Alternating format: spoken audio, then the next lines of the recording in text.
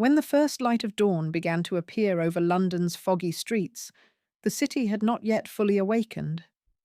The sky was trapped somewhere between dirty grey and pale blue, with a heavy air that felt as if it might rain, but never quite did. A faint wind wandered between the old brick buildings, carrying what felt like whispers from the past. In this silence, a man stood in front of a three-story building with a simple sign on the door: Dr. Ethan Mercer. As he slid the key into the lock, he paused for a brief moment.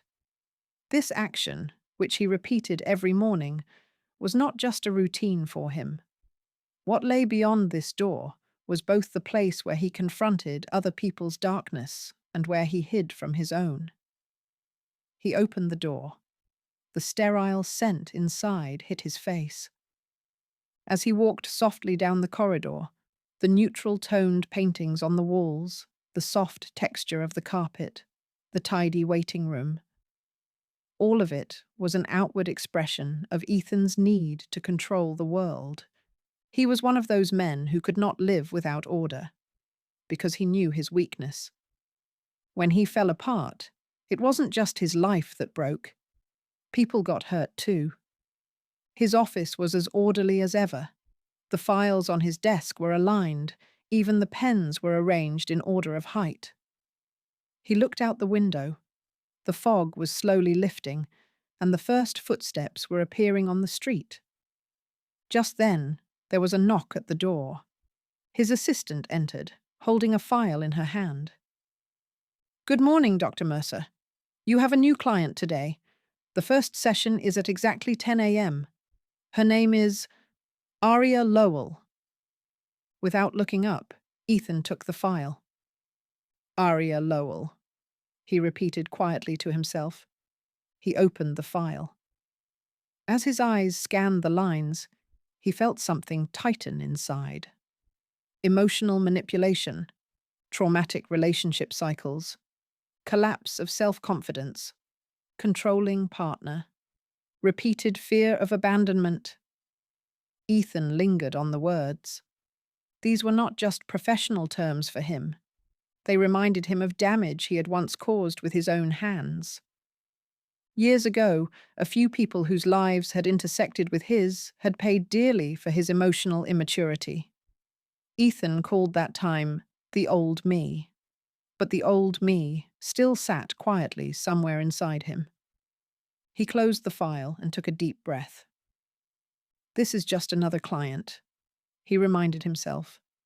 "This time, you draw the line." Chapter 1. Arya's Eyes.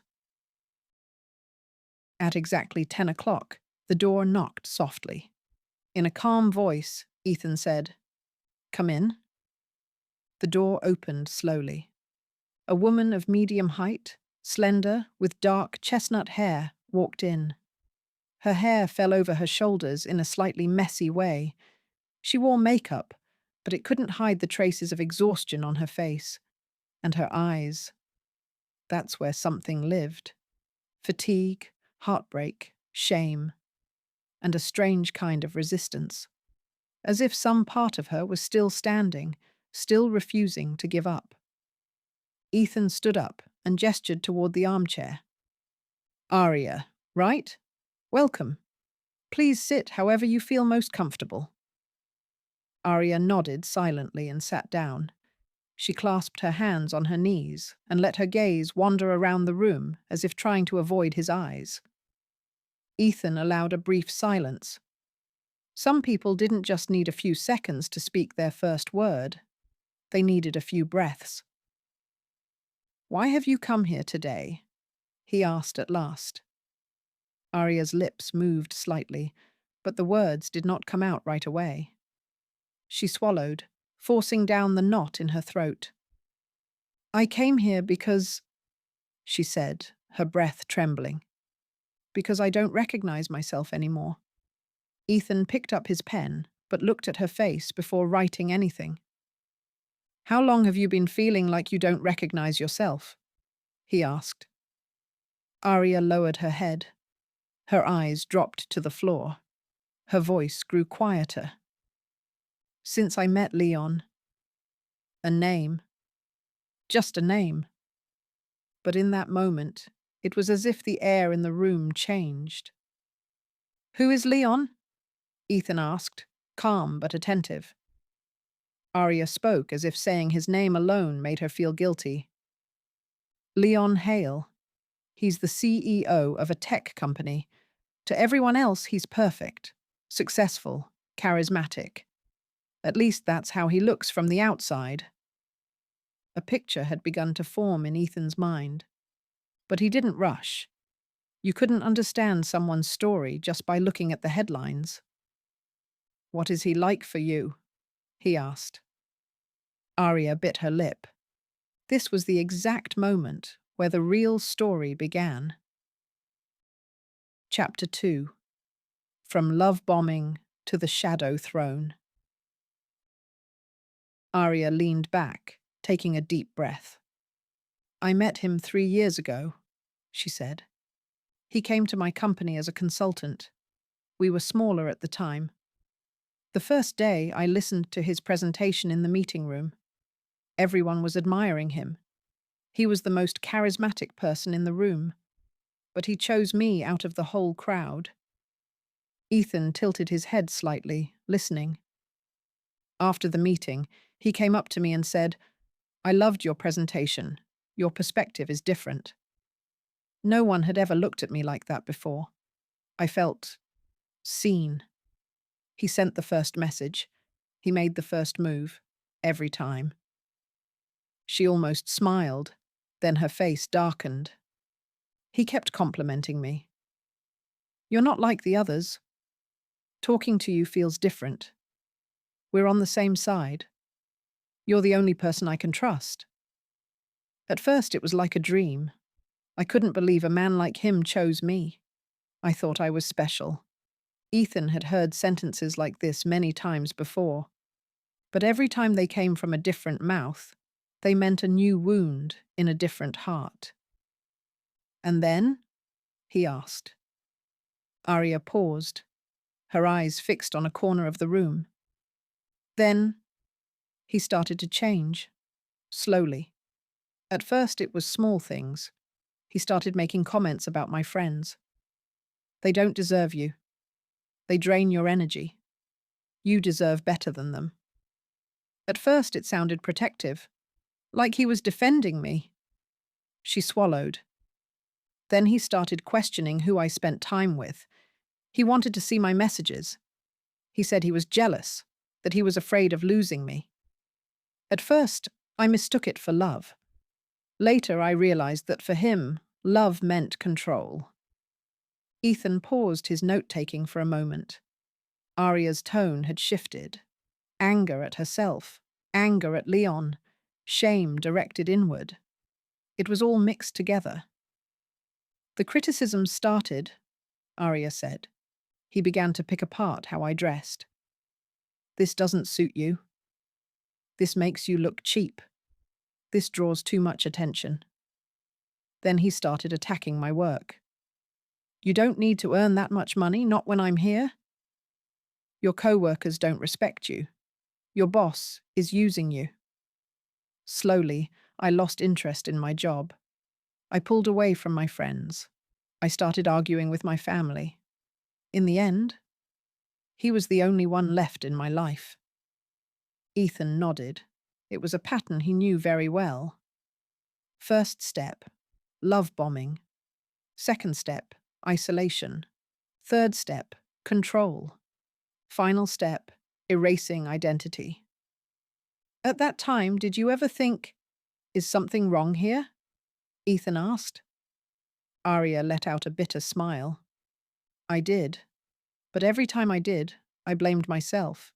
He told me, "You're too sensitive. You exaggerate things.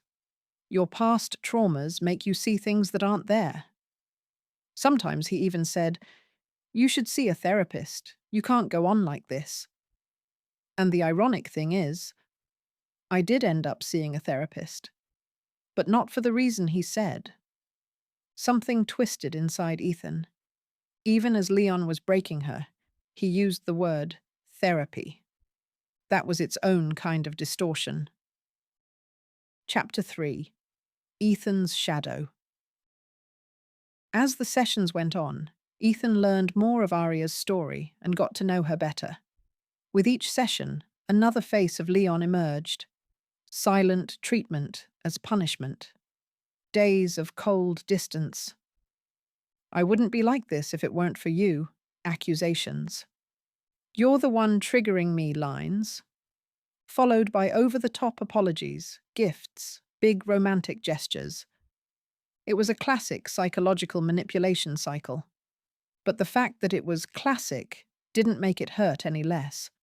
After each session, when Ethan was alone in his office, he would lean against his desk and close his eyes. At certain moments, as he listened to Arya describe Leon, he saw the old Ethan in her words. Times when he'd used ego instead of emotional maturity, when he'd chosen power over love, when he'd said, "I'm just being honest," and left people bleeding. Ethan had faced that dark side, educated himself, gone to therapy, and gone through years of transformation. But Arya's story was forcing him to face that shadowy part of himself he thought he had left behind. He muttered to himself, "This time, you're not going to mess it up." Chapter 4. Leon walks through the door. One day, his assistant came in, looking slightly uneasy.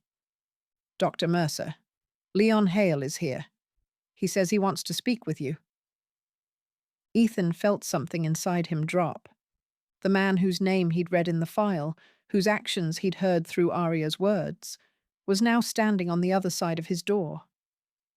Therapy ethics did not exactly encourage one-on-one conversations with a client's partner. But this was more than an ordinary relationship issue. Arya's psychological and physical safety were at risk. After a brief hesitation, he said, "Send him in." When the door opened, the man who walked in matched the file's charismatic CEO description perfectly. A perfectly pressed suit, an expensive watch, neatly styled hair. But what disturbed Ethan the most were Leon's eyes. Too calm, too measured, too calculated. "Dr. Mercer," Leon said, extending his hand. "I'm guessing you're Arya's therapist." Ethan shook his hand. "Yes, please have a seat." Leon settled into the chair. There was no hint of discomfort. It was as if this wasn't a therapist's office, but his own. "Arya has told me about you," he said. "She's changed a lot recently. It's like you're putting ideas into her head." Ethan raised his eyebrows slightly. "I don't put ideas into anyone's head. I just help them hear their own truth." Leon smiled mockingly. "Most people can't handle the truth, doctor. Especially women. They're emotional. Arya is like that too. If you really knew her, you'd see she's very fragile." What went through Ethan's mind was, "I know her better than you do." But he didn't say it. Instead, he said, "Arya is not weak. She's simply in the process of getting to know herself again." A flash of hardness crossed Leon's eyes. "Look, Dr. Mercer," he continued, "Arya is very important to me. I don't want to lose her. But ever since she started seeing you, she's become more defiant, more questioning. It's like you're coming between us." Ethan chose his words carefully. "I'm not coming between you, Leon. I'm helping Arya remember her own boundaries. If that's changing the balance in your relationship, maybe the problem isn't me, but the balance itself." Leon's smile faded. His lips thinned. "Arya is mine," he said, his voice now colder. "You can't take her away from me." The threat beneath that sentence was so clear that a chill ran through Ethan. But he didn't push. He simply looked him in the eyes and said, "No one belongs to anyone, Leon." In Leon's mind, That sentence was like a red alarm. His eyes sharpened for a brief moment.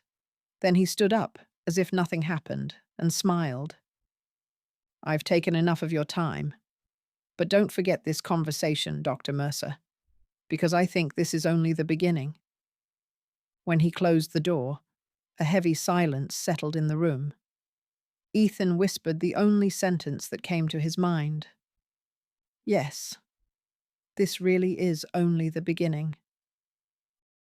Chapter 5. Watched Lives. After the conversation with Leon, a new, invisible tension appeared in Arya's life. She came to sessions more tense, checked her phone more anxiously, walked down the street a little faster. One session, she couldn't take her eyes off the window. "I've noticed something," she said quietly. "Every time I come here, I feel like someone is watching me." Ethan first considered this as a normal hypervigilance response. Many trauma survivors experience heightened external threat perception for a while, but he didn't brush it off. "How long have you been feeling this way?" he asked. "For the past few weeks.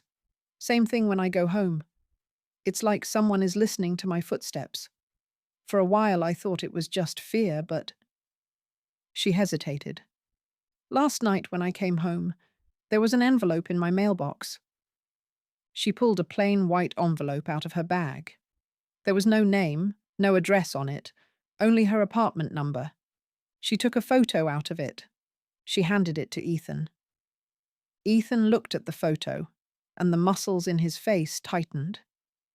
In the photo, Arya and Ethan were together, in his office, close to each other, as if there was some intimacy that crossed professional boundaries.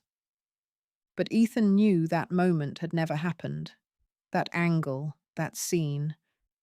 It wasn't real. The photo had clearly been professionally doctored, as if to suggest an unethical closeness between therapist and client. Arya's voice shook. "This photo was never taken. I know it. So who did this?" Ethan studied the photo carefully. The details in the background matched his office exactly, which meant the person who had created the image knew the room very well. He checked inside the envelope again. There was a note, written in black ink, short and disturbing. "Arya is mine. You can't steal her from me." There was no signature, but it wasn't hard to guess who had written it. Leon. Ethan looked at Arya. "Did this scare you?" he asked. Arya nodded. "It didn't just scare me, it humiliated me. It made me feel like I'm the one doing something wrong. Like I crossed a line with you. Like—" Tears streamed down her face. "Like I'm dirty." Ethan spoke in a calm but firm tone. "Nothing is dirty here, Arya. This photo isn't real. It's an attempt to distort reality and manipulate both you and me. The one who should be ashamed of this is not you." But this event also showed him how far Leon was willing to go. This was no longer just emotional abuse. This was turning into a dangerous game. Chapter 6. The second name in the shadow, Damon. Later that day, when Ethan was alone in his office, he picked up the photo again. He looked more closely at the details. Something caught his eye. In the background of the photo, in the window glass, there was a faint reflection-like shape. At first glance, it was hard to see, but if you really looked, you could make out a silhouette. Tall, broader than Leon, with a different posture. This couldn't be Leon. A question rose inside Ethan. Who is this? At the next session, he showed Arya the reflection. "Look, do you see this in the glass?" he asked.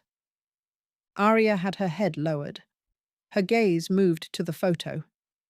Suddenly, all the color drained from her face. Her lips trembled. "That's not him," she whispered. Ethan asked carefully, "Then who is it? Arya. For a while, Arya couldn't speak. Finally, in a voice so low it was barely audible, she said, "That's not Leon. That's Damon." The temperature in the room seemed to drop. "Who is Damon?" Ethan asked. Arya's eyes fixed on a spot in the room, as if she were watching a scene from her past. "He's the shadow before Leon," she said, "the part that never really left." Chapter 7. Damon's Story. Arya finally began to tell a story she had avoided for a long time.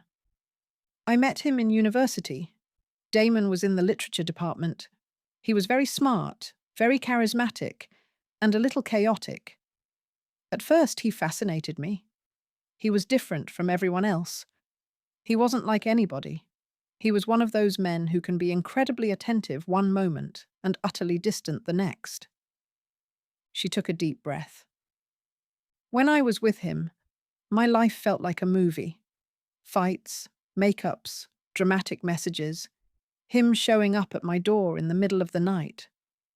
What I thought was passion turned out to be toxic chaos. He was jealous, controlling, manipulative.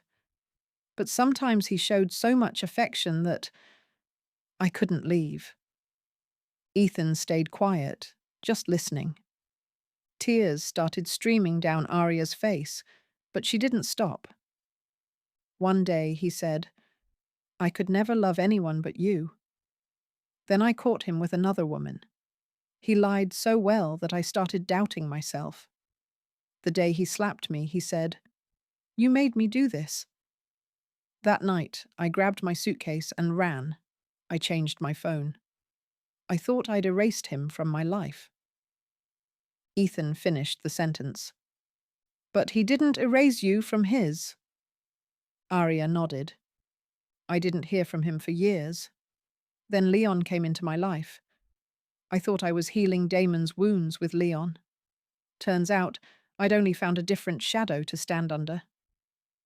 As the pieces came together, Ethan felt a heavy tension build. "So right now, it's not just Leon," he said quietly. "Damon might be watching you too." A single word came from Arya's lips. "Yes." Chapter 8. The Crisis Night. The tension kept tightening like a rope being pulled slowly, day after day. Ethan talked to Arya about safety measures, installing security cameras at home, informing the police, keeping records of everything involving Leon and Damon, telling a trusted friend what was happening. At first, Arya felt like it was too much, but the unease inside her wouldn't let her dismiss it. One rainy, dark night, Ethan jumped when his phone rang. It was Arya's neighbor, panicked. "They took Arya away in an ambulance. I heard shouting in the apartment. Then a loud crash." I knocked. No one answered. I looked through the window. She was lying at the bottom of the stairs. The police came. They took her in the ambulance. Ethan's hand shook. On the way to the hospital, his mind ran through 1,000 scenarios. Did she fight with Leon? Did Damon come to her door? Was she pushed? Did she fall? Did she try to run? When he saw Arya in the ER, his heart clenched. There were bruises on her arm and face. Her head was bandaged. The heart monitor beeped steadily, but the sight was heavy. After a while, the doctor arrived. "She's lucky.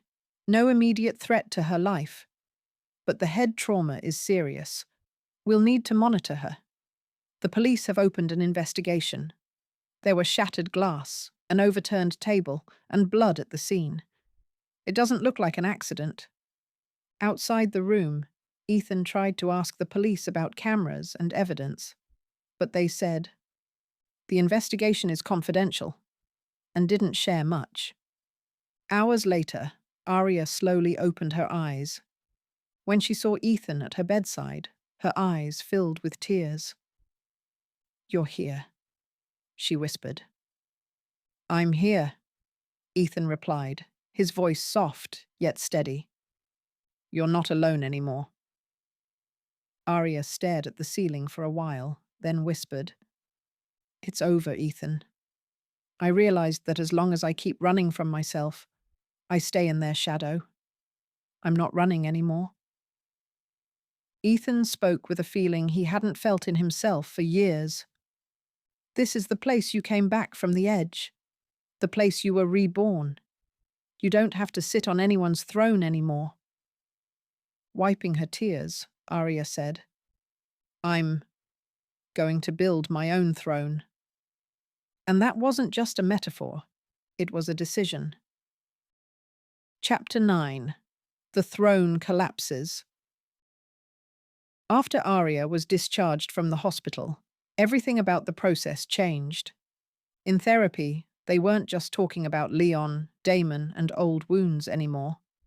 Arya was making plans to rebuild her life, taking steps to return to work, moving to a new place, creating a safe support system, using her legal rights.